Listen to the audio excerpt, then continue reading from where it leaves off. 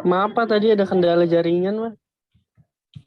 Yang nanti kita dulu. Nanti kalau nanti menjelang penutupan kamu saya absen sendiri.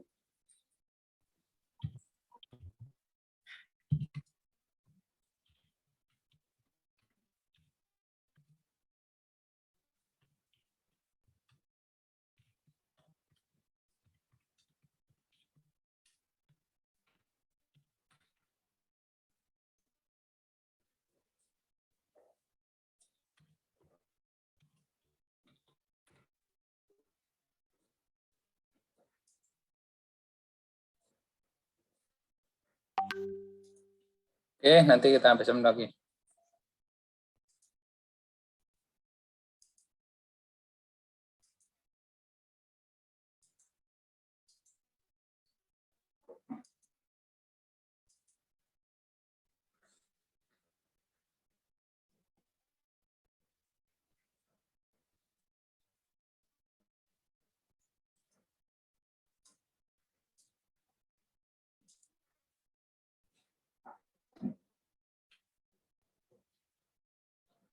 Oke, kita langsung masuk ke instrumen ya. Instrumen itu alat ukur, dan alat ukur itu biasanya dikelompokkan menjadi beberapa kategori tergantung pendekatannya. Jadi mungkin ini dicatat karena di PPT nggak ada. Jadi yang pertama, alat ukur bisa dikelompokkan berdasarkan sumber tegangan yang diukur, artinya sumber arus yang diukur, karakter diukur, yaitu ada alat ukur DC atau alat ukur arah dan alat ukur AC, alat ukur arus bolak-balik. Itu yang pertama. Kemudian ada orang juga bagian praktisi listrikan menggolongkan alat ukur itu menjadi 3 ya. Yang pertama itu alat untuk laboratorium, yaitu alat-alat ukur yang digunakan untuk penelitian. Kemudian alat ukur yang digunakan untuk industri. Dan yang ketiga alat ukur yang digunakan untuk pendidikan atau pelatihan. Nah, kalau yang saya sebut terakhir ini dasarnya adalah kualitas alat ukur. Jadi dari sisi penelitian, akurasi, dan lain sebagainya itu. Lalu dikelompokkan menjadi yang alat-alat untuk penelitian itu biasanya khusus, lebih teliti, lebih akurasi, kualitasnya lebih bagus dibanding alat-alat yang ada di industri. Demikian juga alat-alat industri itu lebih bagus dari alat-alat yang digunakan untuk latihan di laboratorium sekolah. Itu kalau dari segi kualitas. Tapi dari segi kelistrikan tadi ada alat ukur DC dan alat ukur AC. Kemudian orang menamakan pengelompokan alat ukur didasarkan pada sistem kerjanya. Ada yang disebut alat ukur analog, yaitu alat ukur yang tampilnya itu jarum, jadi tampil display jarum penunjuk. Kemudian ada alat ukur digital yang alat tampil menggunakan display angka-angka digital ya. Jadi ada urut analog, ada alat kelompok digital. Kemudian ada juga alat ukur yang disebut alat ukur elektronik, yaitu alat ukur yang dibangun dengan rangkaian elektronik. Rangkaian elektronik itu rangkaian yang dalamnya terdapat komponen-komponen aktif. Kalau komponen aktif itu antara lain transistor, IC gitu. Tapi komponen pasif itu ada kapasitor, ada resistor, ada induktan, lilitan ya. Kapasitor, kemudian itu pasif. Sedangkan yang aktif itu kenapa dikatakan aktif? Karena dia bisa menaikkan, digunakan sebagai penguat tegangan, sebagai dan lain sebagainya. Nah itu yang Jadi dibangun dari komponen-komponen aktif. Nanti kalau kamu belajar komponen, silahkan dilacak itu komponen aktif itu apa saja. Jadi tadi ada alat ukur DC, yaitu alat ukur yang digunakan untuk mengukur arus atau mengukur besaran-besaran listrik yang sumber arusnya itu adalah arus searah. Kemudian sumbernya adalah arus bolak-balik. Tuh. Jadi ada pengelompokan seperti itu. Nah, pengelompokan ini untuk apa? Sebetulnya ya hanya untuk memudahkan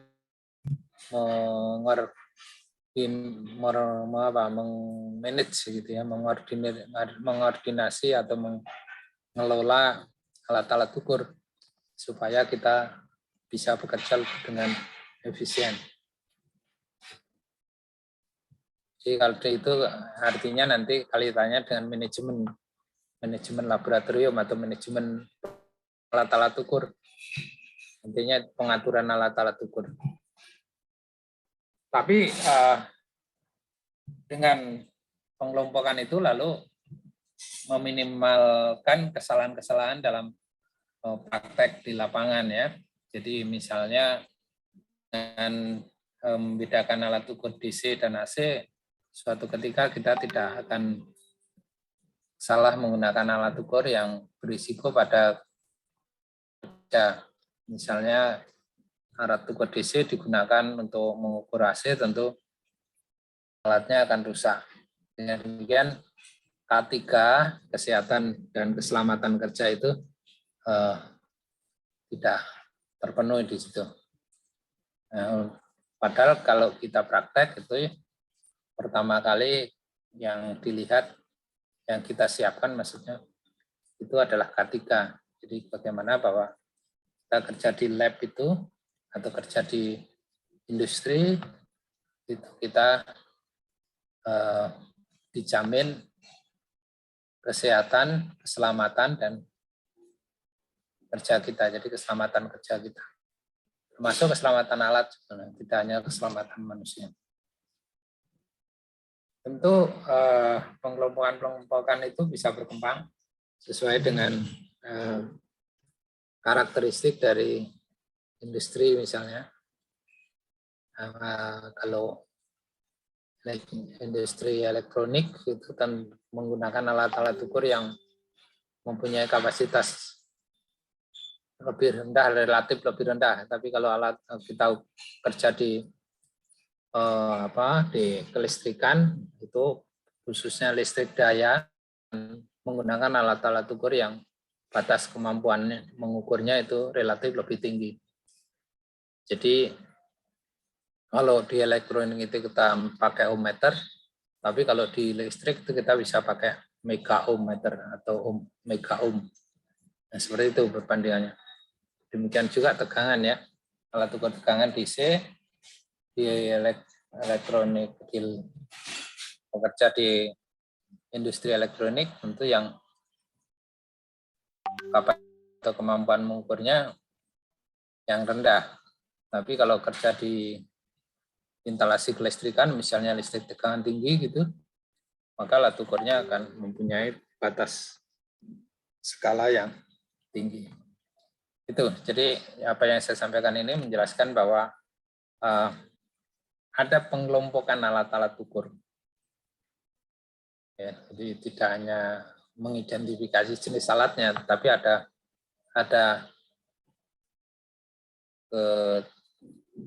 teknik-teknik atau cara mengelompokkan alat ukur sesuai dengan kebutuhan yang saya jelaskan tadi. Dan itu mau nggak mau harus kamu perhatikan, karena nanti kamu kalau kerja di sekolah misalnya menyiapkan anak-anak untuk kerja di industri. Jadi anak-anak SMK harus dijelaskan dibiasakan maksud saya dalam mengelola atau memanage alat-alat ukur sehingga dia tidak terhambat kalau kerja karena semrawut ya, atau istilahnya crowded karena alat-alatnya tidak rapi gitu, mau ngambil aja nyarinya susah seperti itu. Oke. Nah, kajian yang pertama, kaji dulu alat ukur DC tadi. Untuk mempelajari alat ukur DC itu. Pertama kali Anda harus mempelajari penggerak meter DN, kemudian mempelajari ampere meter DC, voltmeter DC, ohmmeter DC, dan tentu meter DC, ya, atau ohmmeter dengan metode volt ampere. Jadi semuanya DC. Nah, penggerak meter Ansorval ini sebetulnya konsep dasar yang digunakan untuk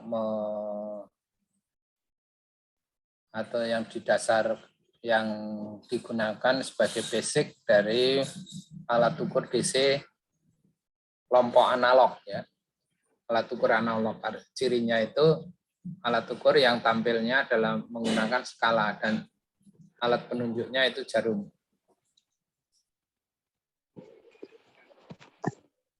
Isi konsep di sini menjelaskan tentang bagaimana sebenarnya mekanisme gerak jarum.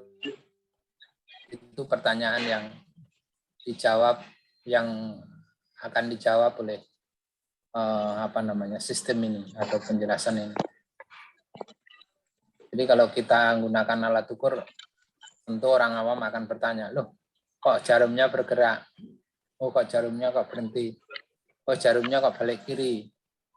Nah, itu pertanyaan-pertanyaan itu bisa dijelaskan dengan konsep penggerak meter di Ansorval ini. Istilah bin Ansorval ini sebetulnya, deflect Ansorval ini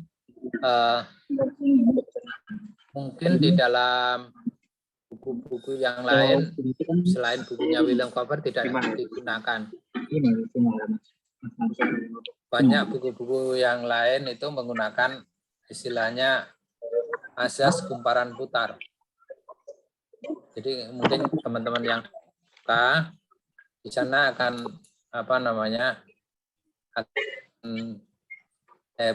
pada saat di SMK dulu pernah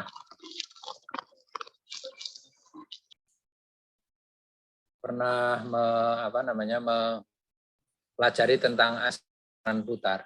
Nah, di Ansorval itu sebetulnya sama dengan itu. Ya. Maksud saya, kalau Anda mencari di Ansorval ini sulit di internet, silakan pakai kata kunci asas kumparan atau pakai bahasa Inggrisnya moving coil. Moving coil. Coilnya tulisannya kayak ini. Di moving coil. Nanti akan ketemu.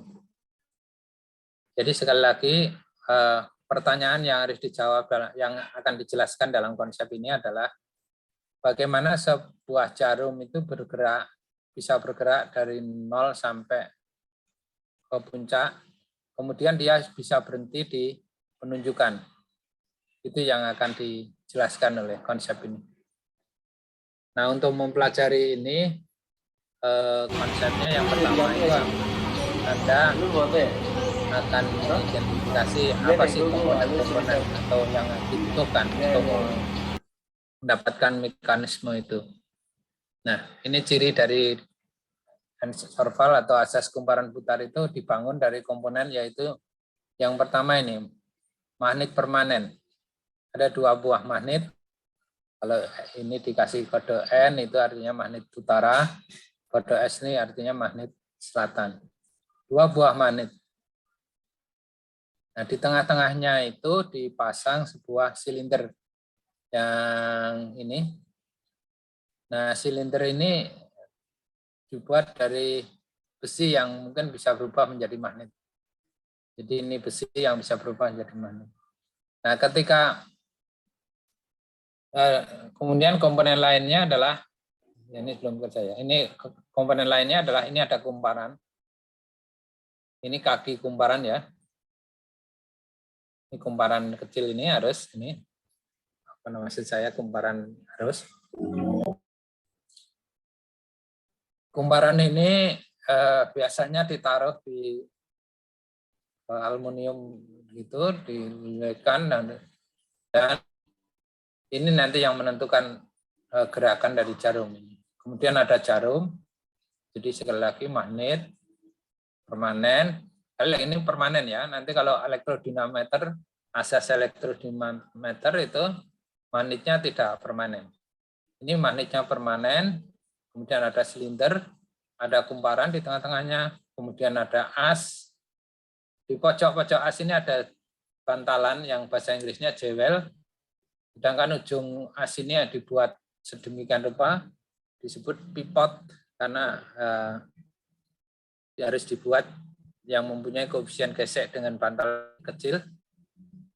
Jadi ini adalah as, kemudian ada jarum, kemudian ada skala. Pertanyaannya adalah, bagaimana Anda dikatakan sudah mampu menyebutkan komponen-komponen dari asas kumparan putar atau moving coil atau Dehner Serval, atau jika kalian bisa nyebut ini, ada magnet permanen, ada kumparan, ada silinder, ada as, ada jarum, ada skala, dan yang terakhir biasanya pivot dan jewel. Kemudian ada satu lagi yang di sini tidak kelihatan, yaitu pegas. Per, ya, ada per di sini antara silinder jarum ini biasanya dipasang per. Oh ini ujungnya ini kelihatan nih, ini ujungnya ini. Ini pernya ya, ada per yang untuk redaman. Itu komponen fisiknya. Jadi Anda harus bisa mengidentifikasi itu. Ya. Jarum, lilitan, skala, magnet permanen, bantalan, kemudian as. Nah, cara kerjanya gimana untuk mendapatkan gerakan jarum gerak ke kanan seperti panah biru ini? Gerakan ini namanya torsi gerak, yang menggerakkan atau momen yang menggerakkan jarum dari kiri ke kanan. Nah, kalian harus mempelajari lagi fisika ya, yang menjelaskan tentang hubungan antara lilitan, arus listrik, gitu. Atau mungkin hukum Maxwell ya, hukum Maxwell itu silahkan dipelajari lagi. Dan dikatakan di situ bahwa bila ada sebuah di tengah medan listrik, lalu kawat itu dialiri listrik, maka akan timbul sebuah gaya. Gitu. Gaya itu dibangkitkan, mekanisme itu menggunakan current, sedangkan arah dari gaya, kemudian lilitan, dan arus itu mengikuti hukum tangan kiri Fleming. Jadi hukum Fleming, bukan umum Faraday. Kalau hukum Faraday itu untuk generator. Kalau untuk motor itu hukum mengikuti kaidah tangan kiri Fleming. Coba semua sebelum saya lanjutkan menjelaskan ini, internet di Google dengan kata kunci kaidah tangan kiri Fleming. Fleming, F-L-E-M-E-N-G. Ferro, ya, Eco, media, ya, Eco, Nano, Giga. Fleming. Kaidah tangan kiri Fleming. Jadi kayak gini, tangan gini. Nah, nanti akan gambar tangan gini. Nah, ini menjelaskan nanti tangan kiri Fleming ini akan menjelaskan ya. Ini mengarah gaya. Ini arah gaya, kemudian yang jari telunjuk itu mengarahkan arah fluksi magnetnya kemana. Magnet ini dari N ke S. Kemudian yang jari yang lain itu menggambarkan lilitannya. Jadi jadinya gini. Kaidah tangan kiri. Gini ya. Kelihatan. Nah. Silakan gitu. Nah, kaidah tangan kiri framing itu penting, oleh karena itu Anda harus bisa menggambarkan. Jadi gaya yang ditimbulkan oleh karena adanya lilitan yang ditaruh di medan magnet, ini kan antara N dan S ini ada medan magnet. Ya, kalau lilitannya diberi arus, maka dia akan berputar, akan timbul gaya. Nah, gaya itulah yang kita gunakan untuk memutar jarum. Jadi timbul torsi ke kanan. Berapa besarnya torsi? Itu sama dengan besarnya kuat magnet ini, B, kemudian besarnya dikalikan dengan dikalikan dengan banyak lilitan, N, dikalikan dengan luas penampang kawat ini. Sehingga kalau disingkat sama dengan BNA, bina. Newton per meter satuannya. BINA. Jadi kaidah tangan kiri framing itu menjelaskan arah gaya, arah fluksi, dan arah lilitan. Sehingga kalau dari awal saya jelaskan bahwa untuk mendapatkan gaya gerak dari jarum penunjuk sebuah alat ukur DC, basicnya adalah dibangun dengan menggunakan komponen-komponen magnet permanen, kemudian jarum itu sendiri, kemudian ada as, bantalan, ada bantalan. Sehingga cara kerjanya kalau lilitannya karena dia ditempatkan di daerah medan, maka dia akan mendapatkan gaya yang bisa memutar lilitan itu, yang gambar biru bawah itu. Sehingga artinya di dalam lilitan itu, di dalam as ini, gaya yang besarnya sama dengan kuat fluksi kali arus yang dialirkan, kalikan jumlah lilitan, dikalikan luas penampang. Jadi BINA. Nah, BINA itu merupakan besar torsi yang menggerakkan dari jarum dari 0 ke kanan. Nah, kalau itu dibiarkan, maka jarum itu akan ke kanan terus. Tidak akan berhenti pada penunjukan. Oleh karena itu, harus ada mekanisme melawan. Jadi torsi lawan dihasilkan dengan per ya. Di per di sini dipasang per atau bekas. Nah, jadi lawan. Itu yang sehingga torsi lawannya itu secara mekanik dengan menggunakan per. Dia akan melawan atau memberi perlawanan sebesar torsi yang menyebabkan jarum itu bergerak ke kanan. Akibat torsi lawan itulah maka jarum itu bisa berhenti di posisi keseimbangan, yaitu di posisi. Itu pertanggungjawaban mengapa jarum penunjuk itu bisa dipercaya sebagai mewakili arus yang akan diukur. Jadi gerakan de-Anserval. Atau ini. Untuk menjelaskan ini, untuk mendalami ini maksud saya, Anda silahkan di internet dengan kata kunci moving coil. Moving coil, jadi M, O, vektor, kemudian India, nano, giga, moving. Coil ya seperti ini. Coil. Moving coil. Nah, di cara kerja moving coil, gitu. Asas moving coil, gitu. Nanti akan menjelaskan banyak. Kalau di bahasa Indonesia kan itu kumparan putar. Silahkan dibuka di internet, kemudian dibaca. Nah, saya jelaskan dulu, saya ulangi lagi. Torsi yang lawan dan torsi gerak ini, torsi gerak dan torsi lawan ini akan bekerja, dan bagaimana karakter gerakan jarum itu mengikuti dari besar kecilnya per yang melawan. Jadi kalau istilahnya itu ada 3 jenis redaman. Jadi redaman, per itu sebagai peredam.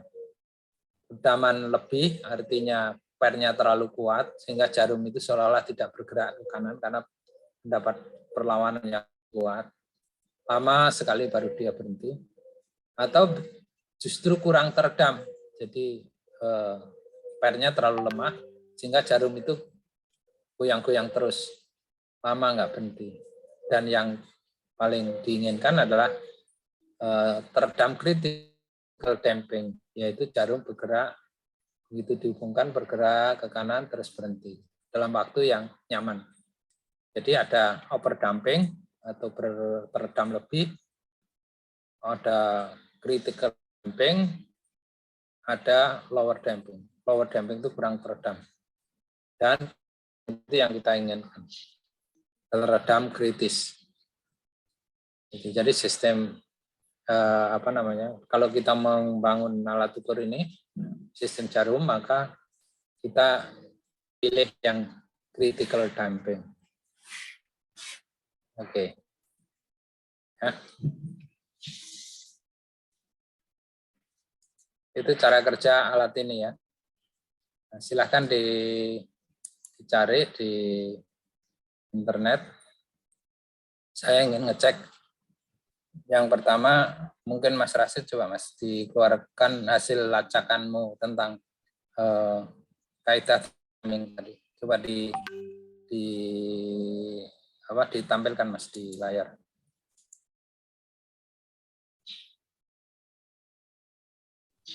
Silakan Mas. Di share screen Pak.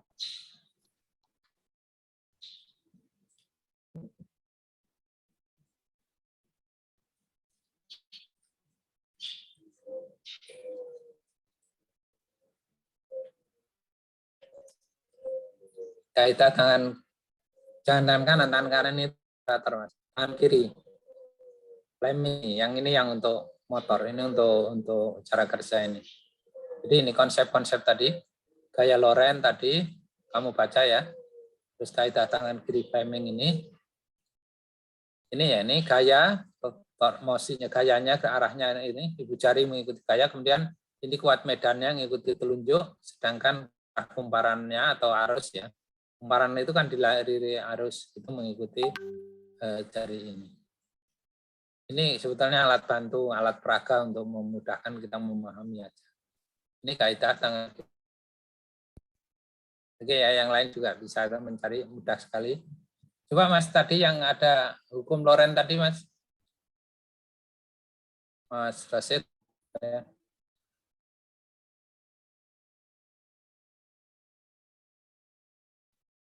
Yang hukum mana Loren ya, Pak? itu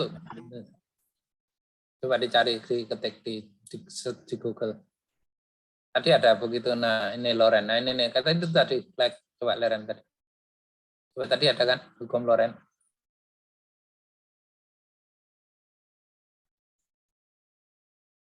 Bukan itu Fleming, Lorennya Mas, Lorentz. Kaidah tangan dari Fleming kan sudah ketemu kan ininya, gambarnya temanmu. Nah, itu coba klik Mas. Loren. Gaya Lorennya itu loh Mas yang saya maksud. Jadi ada dua di sini yang harus kamu pahami. Pertama gaya Loren, yang kedua adalah kaidah tangan kiri.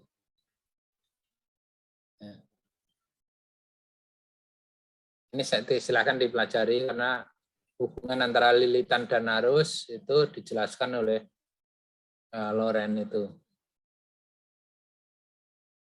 Elektromagnetik, listrik, dan ini teori-teori Loren itu. Oke, bagi saya yang penting kamu bisa cari tempatnya di mana. Untuk pemahamannya silakan dibaca sendiri. Ada gaya Loren, nah itu ada dua buah magnet, ada kawat yang melewati melewati medan magnet. Kalau kawat itu dialirin arus, maka pada kawat itu akan timbul gaya, yaitu gayanya adalah gaya Loren. Kemudian arahnya mengikuti kaidah tangan kiri Fleming. Sehingga kamu harus memahami dua konsep. Yang pertama itu gaya Loren, yang kedua adalah kaidah tangan kiri Fleming. Itu. Oke, 1-2 konsep ya. Yang lain temukan ya, pelajari sendiri nanti. Sekalian Mas Dani, Mas cari di redaman, Mas. Atau ini dulu, moving coil, Mas. Coba kalau diketik moving coil keluar konsep apa, Mas? Moving coil atau kumparan putar. Moving coil. Nah. Ya, ini. Ya, ini gambar-gambarnya moving coil menjelaskan tentang cara kerja alat ukur ini, Mas. Secara fisik bendanya seperti ini. Coba ambil yang berwarna ini, Mas. Bisa dibesarin nggak ini? Nah, ini ya, Mas. Sebentar, Mas. Stop, Mas. Kita aja, Mas. Nah, itu tadi saya katakan ada per, ini spring ini, yang untuk mendapatkan torsi lawan. Ini pernya itu masangnya di atas dan di bawah ini. Sedangkan jewelnya itu seperti ini. Ini silinder, kawatnya ini, magnetnya ini, N dan S ya. Ini moving kawat yang berputar ini ya, diberi kode moving coil ini. Jarumnya ini, kemudian magnetnya ini. Kemudian itu silinder besi tadi, iron coil ini, yang skalanya ini. Ya lebih terbayang lagi, ya lebih jelas lagi. Nah ini tentu nanti silahkan dilihat benda aslinya di lab ada. Bisa digambar sebuah dimensi seperti ini, seperti yang gambar pojok itu nomor 10 itu. Bisa kamu nanti gambarkan seperti yang ditunjukkan, dibesarkan oleh Mas Rasid itu. Silahkan nanti kalau ulangan jawabnya kalian milih gambar sendiri yang mana yang kamu suka. Ya. Bagi saya yang penting kamu cari ini. Ini jadi ini per bagian atas, upper spring, per bagian bawah, ini under spring. Dan ini magnet permanen, kemudian di sini pointer itu artinya jarum, ini skala, kemudian ini ada moving coil berputar, ya, kemudian ada silinder besi, core iron. Nah, ini menghasilkan mekanisme. Nah, yang dimaksud dengan gerakan serval tadi adalah gerakan jarum dari 0 ke kanan, dari ke maksimal, dan gerakan ke kiri. Oke. Ini ya, ini cara ini kalau kamu klik yang gambar ini akan didapatkan penjelasan cara kerjanya. Jadi sangat banyak sumber belajar, tidak harus dari saya. Tahunya nanti kamu bisa aja bagi saya. Silahkan nanti gambar itu banyak sekali. Ya. Oke, Mas. Sekarang Mas Rasid bantu saya mengetik tentang redaman, Mas. Redaman tadi kan sudah kan. Ini nanti kamu klik silahkan dipelajari itu sekian gambar itu sekian makalah yang bisa di redaman. Redaman pada asas kumparan putar ya, redaman aja. Pada asas kumparan putar mungkin ya. Ya. Kalau redaman gitu aja nanti enggak coba pada asas kumparan putar mungkin Mas.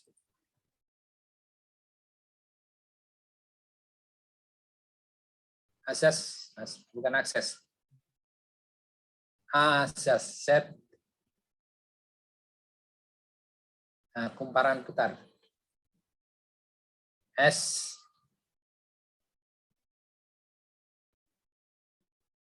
Kumparan putar. Kumparan putar itu terjemahan dari moving coil tadi. Titik. Nah, enter.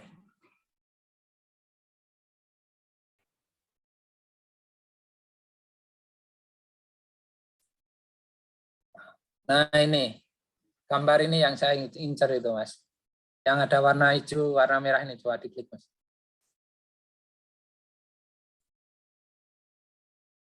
Bisa. Nah, ini. Coba, yang lain lihat ya. Ini redamannya itu. Yang namanya teredam kritis itu yang hijau. Artinya kurang teredam. Yang merah itu teredam lebih. Iya, yang merah teredam, salah saya. Yang biru teredam lebih, sedangkan yang merah itu teredam kritis. Jadi yang hijau atau lower damping itu menandakan bahwa jarum bergerak-gerak gitu. Kemudian yang teredam lebih ini overdamping, itu yang menggambarkan jarum itu lama gitu. Selama kita sudah minum kopi dia baru berhenti. Nah ya kalau yang bagus itu adalah teredam kritis, critical damping yang merah ini. Jadi alat ukur kita hubungkan jarumnya bergerak dan berhenti dalam waktu yang nyaman kita amati. Ini teredam kritis. Yang diinginkan adalah teredam kritis. Nah, Anda harus bisa menjelaskan bagaimana peredaman yang terjadi pada peredaman pada moving coil yang digunakan menggunakan per itu. Karena redamannya pakai per. Nanti mungkin bawa gambar-gambar di bawah ini Mas, turunin Mas. Ini ya, kursormu turunin. Nah ini ada gambar yang beda-beda. Silahkan dipelajari nanti. Semuanya ini menjelaskan tentang bagaimana redaman itu terjadi.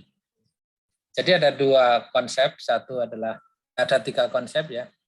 Satu adalah pembangkitan gaya, gerak. Kemudian yang kedua adalah redaman ya.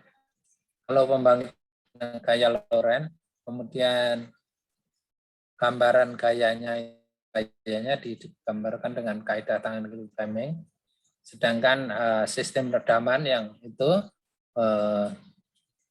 dengan menggunakan per yang karakteristik dari redamannya dapat digambarkan seperti itu. Dan yang ketiga adalah sebetulnya ada torsi gerak, kemudian ada torsi lawan, kemudian ada redaman. Jadi ada tiga itu.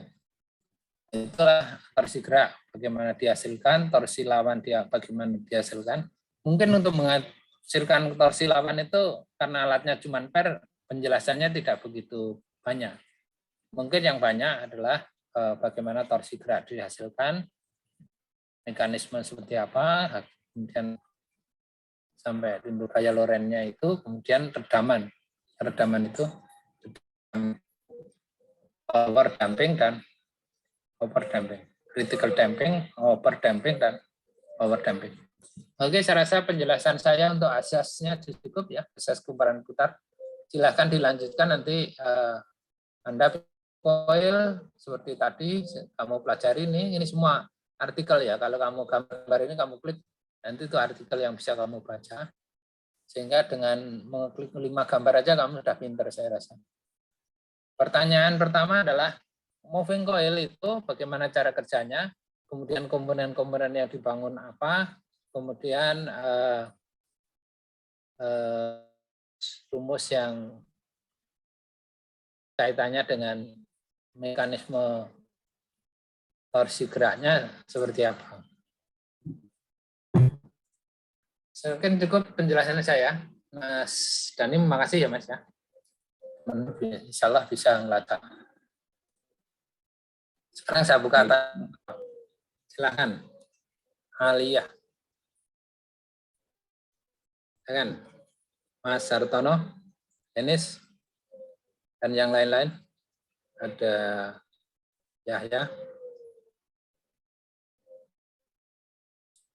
Oke, kalau belum punya baca dulu. Saya kasih kesempatan. Anda baca, saya mungkin bisa minum atau apa gitu ya. Nanti ada pertanyaan ke aku ya, untuk menunjukkan bahwa Anda ada respon.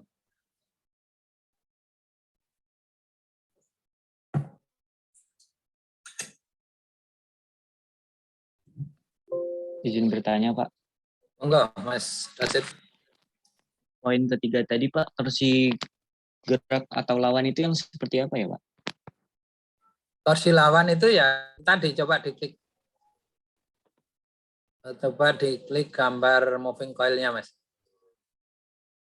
Terus di-share.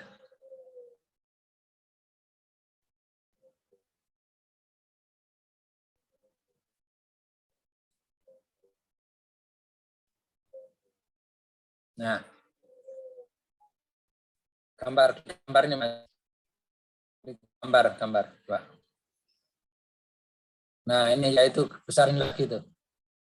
Nah, yang biru itu yang ada berwarna itu besarin lagi. Teman saya yang berwarna itu.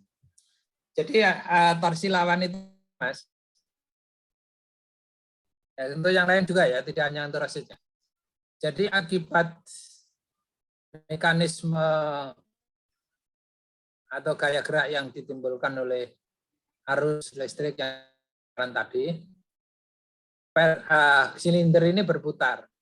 Karena silinder ini berputar, putarnya itu ke kanan, maka jarum yang ditempel di silinder ikut bergerak. Nah, silindernya putar. Nah, pertanyaan torsi lawannya itu adalah bagaimana ke kiri lagi supaya jarumnya itu bergerak ke namanya torsi lawan. Itu hanya dijelaskan dengan mekanisme ini, Mas, mekanisme per ini loh, Mas. Kayak per di jam breaker itu, Mas. Jam breaker itu kamu putar terus dia akan melawan sampai putaranmu itu sampai anunya 0 kan. Ini jadi hanya itu per 2 per itu upper string sama spring itu Mas. Sebetulnya spring itu Mas. Itu hanya itu Mas mekanisme. Nah, lalu rumusnya bagaimana?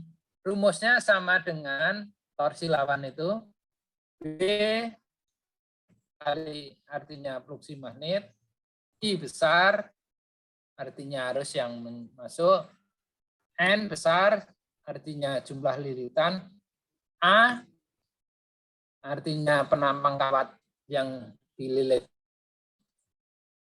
Dibagi dengan konstan atau K. Jadi tergantung besar kecilnya pegas.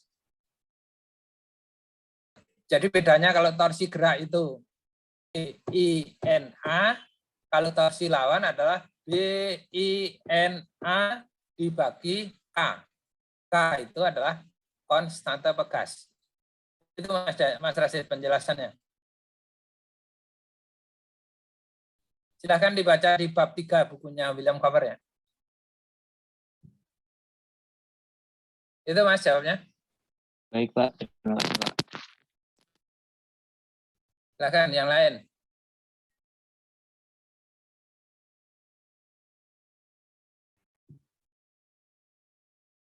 Walikrom silakan.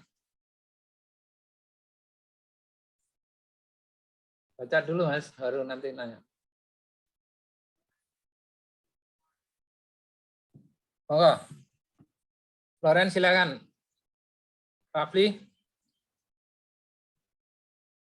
Ya Mas, kita baca bareng-bareng lalu kalau kamu kurang paham diskusi kita. Yang lain juga gitu ya. Siapa? Jadi karena ini banyak, ada 42 orang.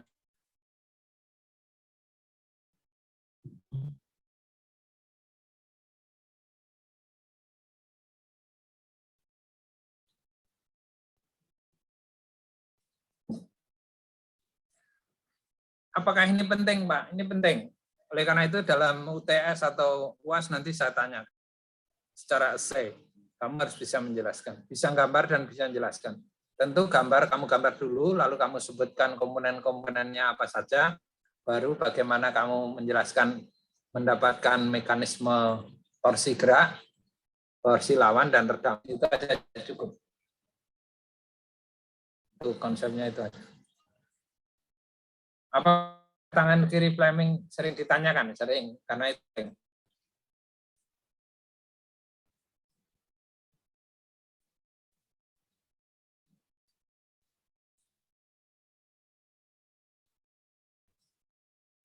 Oh, silakan Mas Sadam. Saya dulu kita diskusi.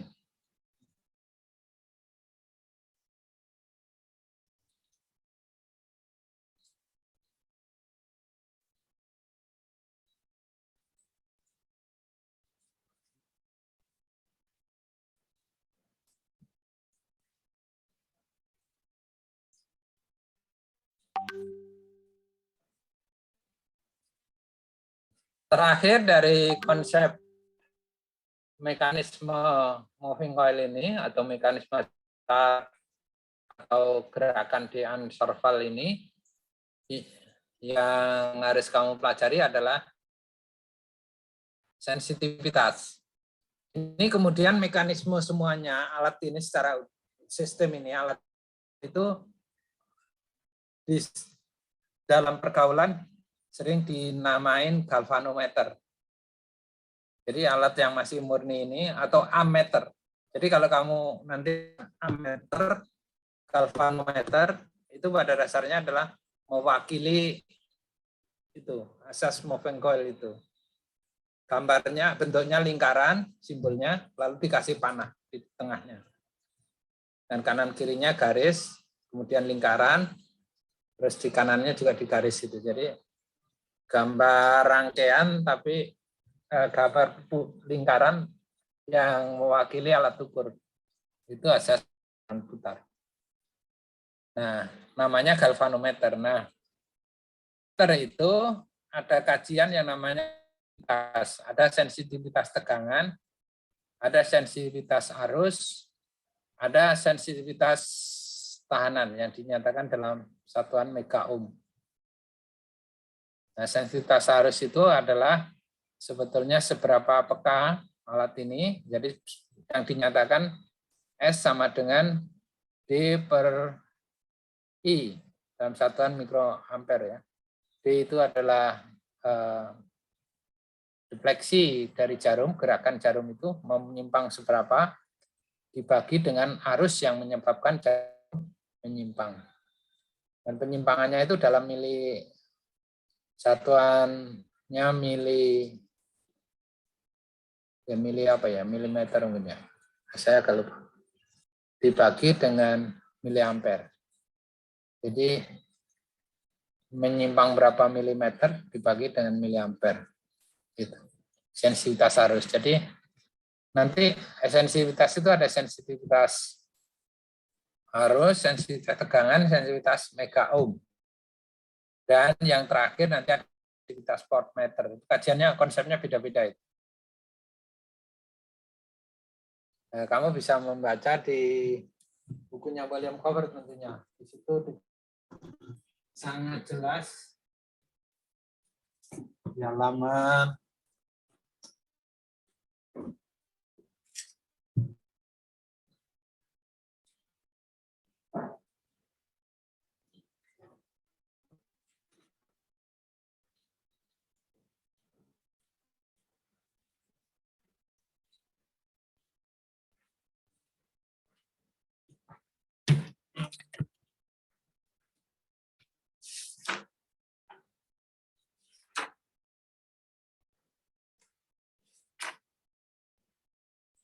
di halaman 61. Sensitivitas galvanometer. Jadi ada sensitivitas tegangan,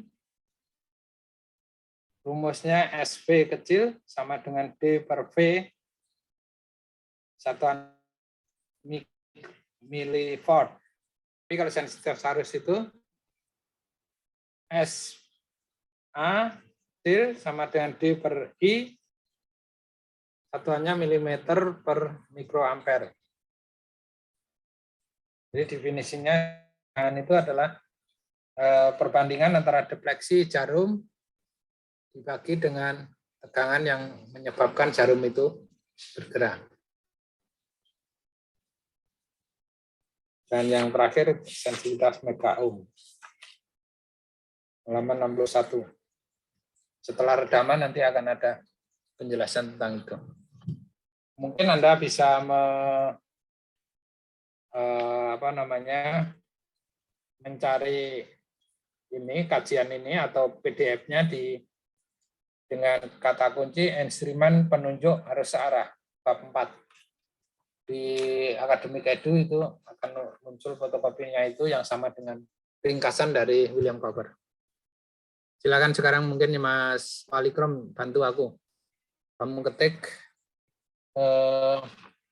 instrumen penunjuk arus searah. Terus tampilkan, Mas. yang akademik di akademik coba di all-nya yang all-nya mana Mas? Instrumen penunjuk arus arah. Ini Google ini ya. Instrumen penunjuk arah. Bab 4. Searah. PDF Mas. Nah, coba itu diklik itu Mas. Oh, enggak Yang nah itu Mas, itu kajiannya itu ya itu, tagnya itu. Nah, coba dia naikkan Mas, naikannya ya. Ya udah itu aja nggak apa-apa Mas. Nanti cari yang lain ya. Coba dinaikkan Mas.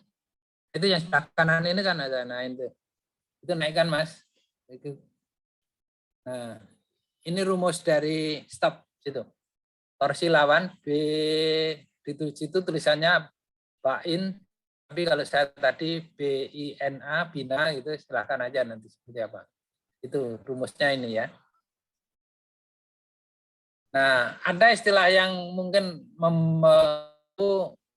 itu PMMC ya. Permanent Magnet Moving Coil. Ini PMMC, ini istilah lain yang kita bahas sekarang ini. Jadi ini juga kata kunci nanti untuk mencari di internet. Terus Mas dinaikkan Mas Walikrom. Nah, ini benda, ini contohnya bawah ini. Sebuah instrumen PMMC itu mempunyai tromol 3,5 inci ampere dan pleksis 1000 memiliki karakteristik sekian lalu disuruh ngitung berapa dan seterusnya. Silahkan nanti dalam ini pendalamannya itu. Terus Mas terus ke bawah. Nah, itu diprotek sama dia karena ini tentu kamu harus cari sumber bacaan lain yang lebih jelas dari ini Mas. Tapi ini juga silahkan. Bab 4 tadi. Ini kan ditutup tadi hanya dikasih lihat satu halaman kamu. Nah, silahkan itu mungkin ya itu mungkin bisa. Nah, itu alat ukur. Nah, ini lain ini. Ini sudah lanjutan nanti saya jelaskan ini. Ini sudah bukan funggal lagi. Pilih lagi Mas. Ini bab 3 ini Mas. Coba Mas. Naik ke Akademi Adu Mas. Bagus ini Mas. Bab 3 bawahnya Mas. Diklik nih. Ya itu. Nah, itu kalau kamu buka PDF-nya itu. Nah, itu kan persis bukunya William Cooper itu. Terus Mas, terus ke bawah. Nah, itu baca ya nanti ini. Nah, itu. Nah, tuh torsi dan sebagainya. Nah, ini tadi kami stop. Yang atasnya itu stop, Mas. Yang atasnya tadi. Nah, ini yang redaman ya. Di bukunya William Cooper gambarnya juga seperti ini. Ini juga harus kamu dalami. Satu itu apa? Overdamping atau itu overdamping. 2 itu lower damping, dan yang ketiga ini adalah critical damping.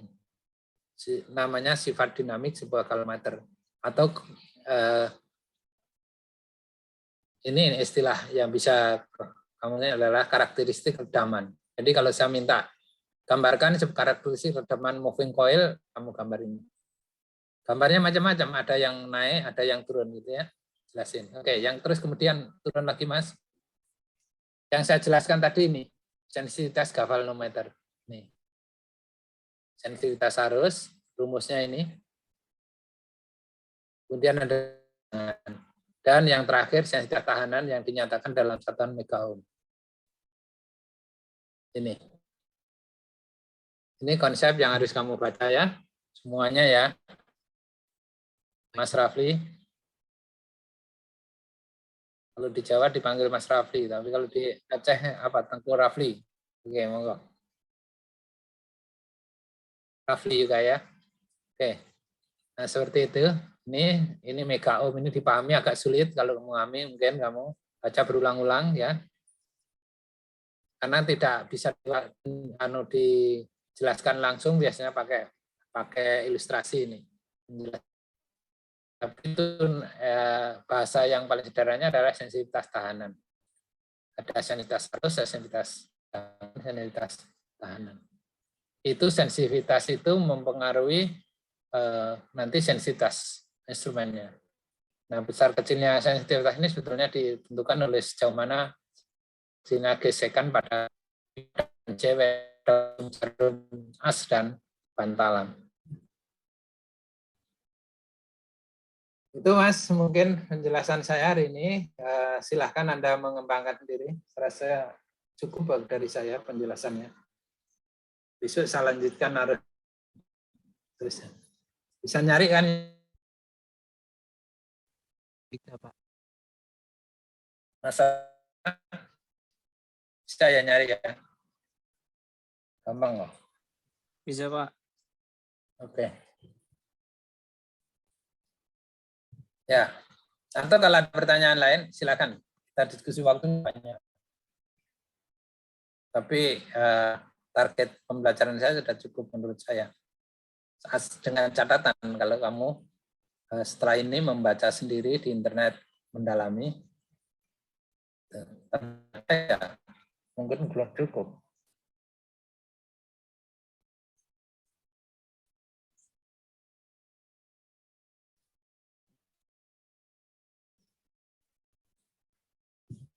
Ada catatan.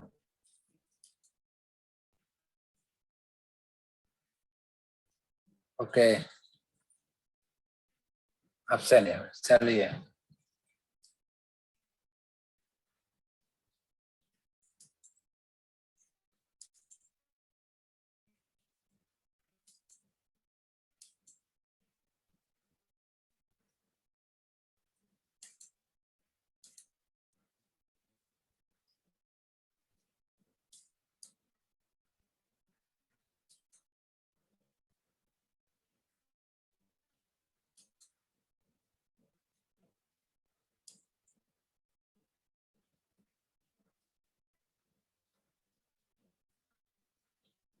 Oke, lagi Rahman ada ya? Hadir Pak. Oke.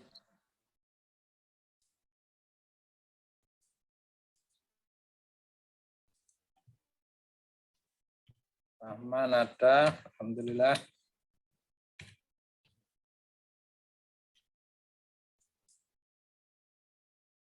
Kemudian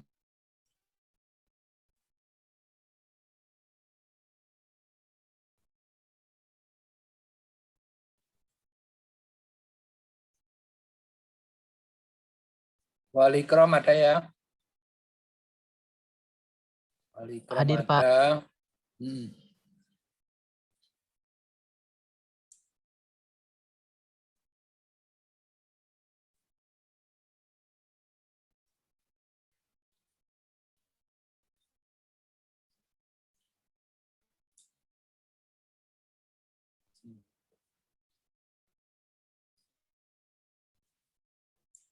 Ya, ada.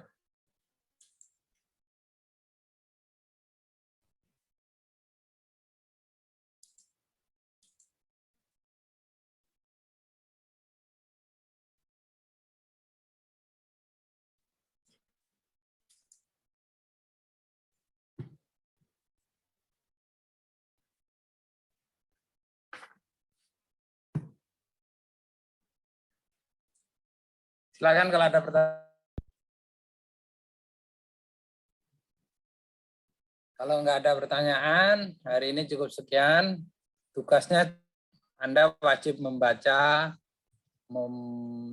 bahwa Anda membuat ringkasan, silakan. Tetapi tadi, baca, Anda targetnya harus bisa menjelaskan cara kerjanya, bisa menjelaskan kaidah tangan kiri Fleming, bisa menjelaskan gaya Lorentz, bisa menjelaskan sistem redaman, kemudian bisa menyebutkan komponen-komponennya, bisa menjelaskan bagaimana torsi gerak, torsi lawan, dan redaman di situ terjadi. Dan terakhir, bisa menjelaskan sensitivitas dari mekanisme di unserval itu. Saya rasa itu ini. Selanjutnya silahkan belajar sendiri. Minggu depan kita jelaskan bagaimana menggunakan alat itu menjadi ampere meter, kemudian bagaimana menggunakan alat meter DC, ampere meter DC dan voltmeter DC. Baik, mungkin saya akhiri sekian teman-teman. Jaga kesehatan ya, ini agak rawan, jadi sayang sekali Anda tidak bisa praktek di kampus karena kampusnya di lockdown, dan pertemuan dengan saya untuk sementara nanti pakai Zoom terus. Mungkin ada pertanyaan sebelum saya tutup?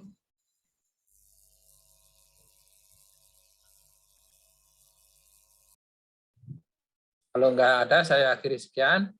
Assalamualaikum warahmatullahi wabarakatuh. Waalaikumsalam warahmatullahi wabarakatuh. Terima kasih, Pak. Terima kasih Pak. Sama-sama. Jangan lupa jaga kesehatan ya. Sehat selalu Pak. Baik, Pak. Amin.